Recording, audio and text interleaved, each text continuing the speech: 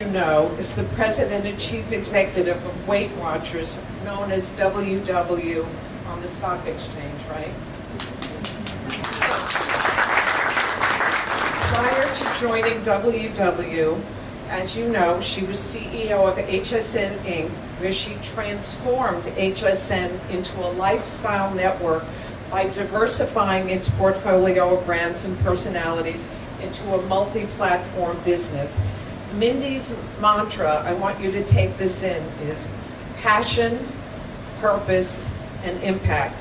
And today, Mindy is transforming the way people view WW and its mission with the shift and organization that she has made to democratize wellness and become a true partner in health with its members.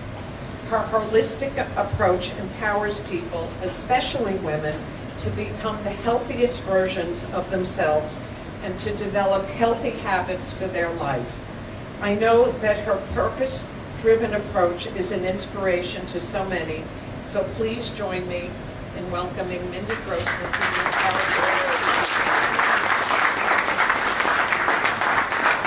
Thank you, Francine. Thank you, Jill. Thanks everybody for being here. But more important, thanks for the impact you're having on women around the world. It's incredibly inspiring. So, Francine talked about purpose and passion and impact, and it has been my mantra throughout my entire life.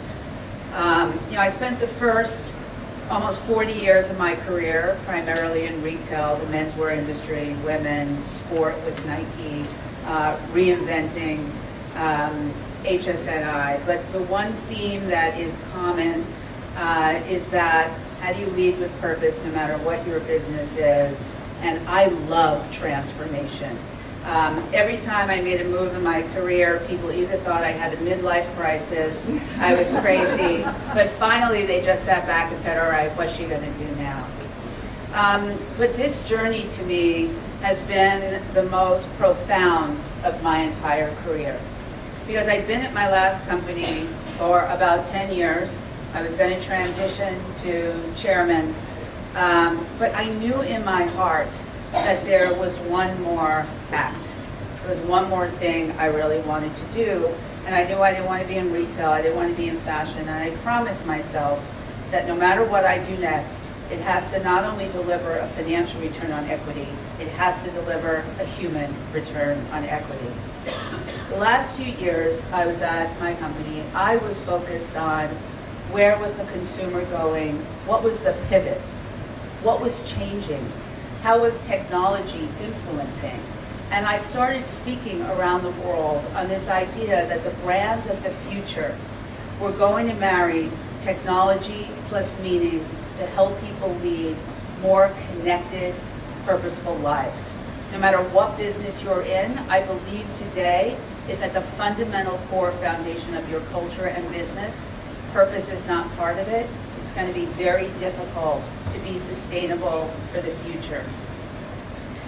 So my journey here actually started 4 years ago, funny enough. I was home and watching CNBC, and all of a sudden I saw the announcement that Oprah had come in and acquired 10% of the company, but it's also the first time I heard that the company wanted to go from being the global leader in weight loss and management to a global leader in wellness beyond the scale and impacting people's lives. And I thought that was incredibly powerful. Never thinking necessarily I'd been at the company, I made my husband buy some stock.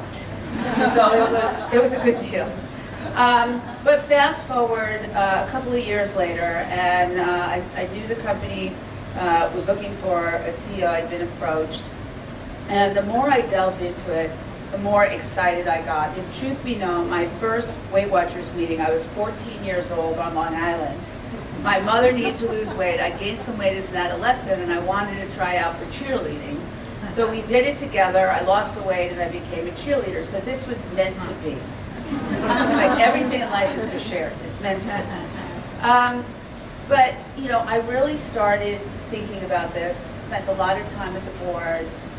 spent a lot of time with Oprah. And, you know, if you think about the original Weight Watchers, young entrepreneur, Jean Nidetch started it in her home. And it was with the idea of, yes, eating healthy for weight loss, but more important, how do you bring a community of people together to inspire one another along the way? And community is still fundamentally at the core and foundation of what we do. But how can we be so much more? The second thing I started doing a lot of research on was the situation in the world around health. And there is an incredible paradox happening right now. So you might have seen a big announcement, the white paper on the global wellness economy going from 3.7 trillion to 4.2 trillion, and everybody's clapping because people are spending money. The problem is the world is not getting healthier. And just to give you a perspective, the stats are pretty sobering. 40% adults on the planet are already overweight or obese. Obesity's financial cost exceeds 2 trillion and is now as much of a financial burden as smoking. It also has another effect. Obesity significantly increases the risk of depression and mental issues. And that's become a significant issue in not only health, but in life expectancy. In the US, life expectancy has gone down the last 2 years in a row. The UN has called for a global effort to end the rise of obesity by 2025. Researchers say the likelihood of that happening is 0. And no country has yet reversed the obesity epidemic, and no success stories have been reported in the last 33 years. And what magnifies this is that when you go into underserved communities, that is magnified significantly. And it's truly a global challenge. And so we sat with the team and said, we have a brand, we have a purpose-driven brand that has changed people's lives for 55 years. We have the permission, but we also have the responsibility to be so much more. So how do we evolve, and how do we help, along with partners, but how do we help solve this paradox and democratize wellness in today's world? Because the word itself has become a rarefied atmosphere, and it needs to become part of everybody's lives and be defined differently. So I joined the company 18 months ago and spent about a month doing a deep dive into every area of the business, and it became clear that in order for us to transform and do the work that we felt we could do, we had to redefine our purpose, redefine our mission, and create a vision and a plan to galvanize us to be there. We brought a team together from within the company, worked with a great partner, and we spent time redefining our purpose and the impact we wanted to have on the world. And on February 7th of this past year, we took over Alice Tully Hall. We had about 1,000 people. We live streamed an event to all 18,000 of our employees. We're actually a case study for Facebook Workplace. We live streamed it on Facebook Workplace. But 2 weeks before, I was sitting with our CFO, and I said, Nick, we have to make this public to the world. We have to tell people what it is we're doing and why we're doing it. So in a very unconventional move, we decided to make this presentation, which was really focused on our first evangelist, because I'm a big believer that your culture has to drive what you do. And we made the presentation public on our investor site, etc. Well, what happened is this was not an investor presentation that we had our employees see. This was for our evangelists, and then we let someone else in. So the impact it had on the organization was very powerful. And we announced our new purpose. We inspire healthy habits for real life for people, for families, for communities, for the world, for everyone.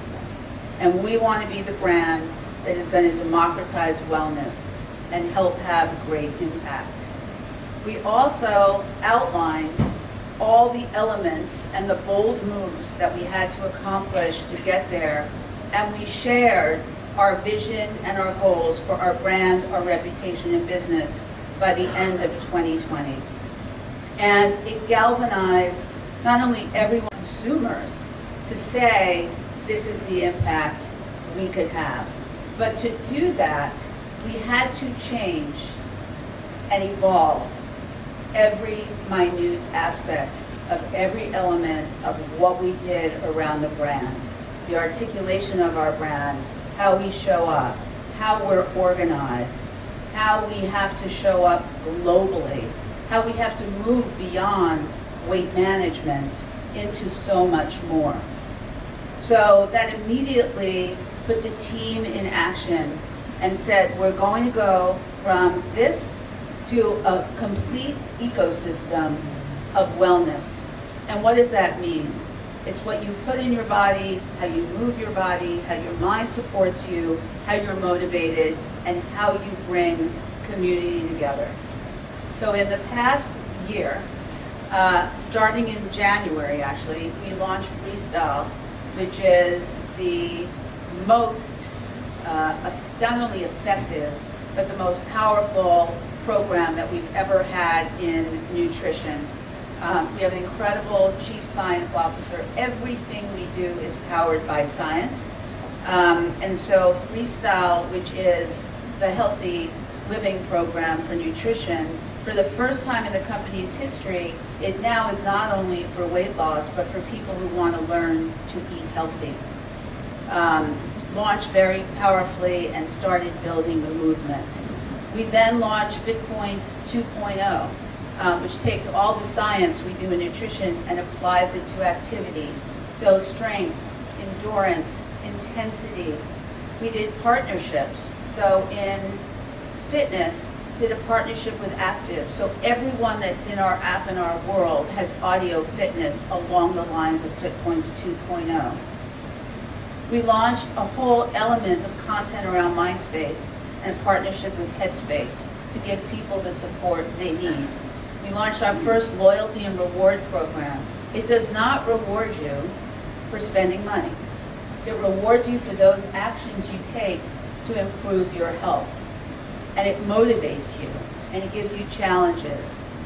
And then in our digital assets, so we have about 4.2 million subscribers today, but a bigger universe of that who's been with the brand.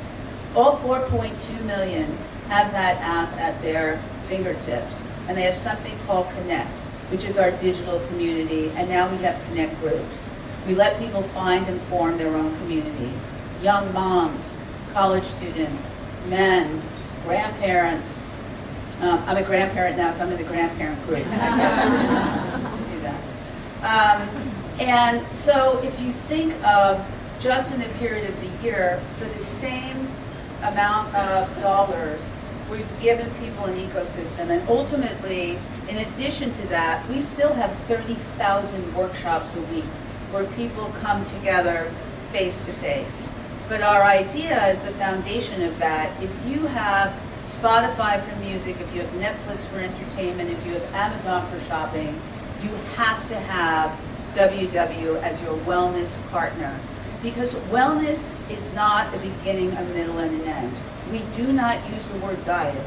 We do not give people numbers. We say, what's your why?